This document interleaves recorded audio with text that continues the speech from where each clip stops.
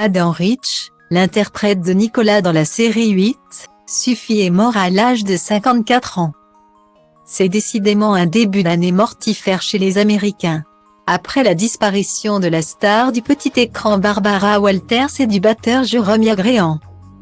C'est une autre vedette de la télévision qui a tiré sa révérence. Comme l'a annoncé le site TMZ. L'acteur Adam Rich est décédé hier, samedi 7 janvier, à son domicile de Los Angeles. Selon une source policière, le comédien, âgé de 54 ans, a été retrouvé sans vie chez lui par un ami venu lui rendre visite.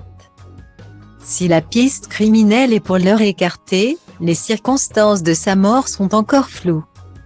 Très connu dans les années 70 et 80, il avait interprété de 1977 à 1981 le rôle du petit Nicolas Bradford dans la série Actis 9. La série avait été diffusée en France sur TF1 sous le titre 8, ça suffit à partir de 1985.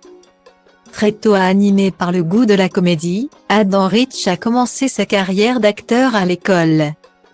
Alors qu'il était coaché par son professeur de théâtre, ayant également formé que Vince Passait au Val Kilmé. S'il n'a pas connu le même succès professionnel, tout le monde se souvient de sa coupe au bol et de sa frimousse dans Actis 9. Par la suite, il enchaînera les petits rôles dans d'autres sitcoms, comme Code Red ou Donjons et Dragons en 1983. Et fera une apparition dans Alerte à Malibu dans les années 90. Mais la vie du jeune acteur n'a pas toujours été un long fleuve tranquille.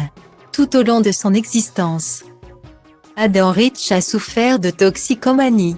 Dès l'adolescence, il devient accro à la marijuana.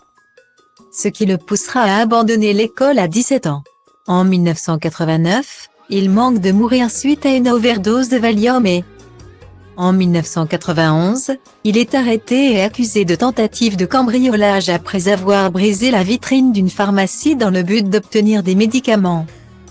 Malgré 3 cures de désintoxication, celui que l'on surnommait le petit frère de l'Amérique est de nouveau arrêté par la police en 2002 pour conduite en état d'ébriété. Adam Rich avait été classé 73e sur 100 dans la liste des jeunes stars les plus célèbres de tous les temps.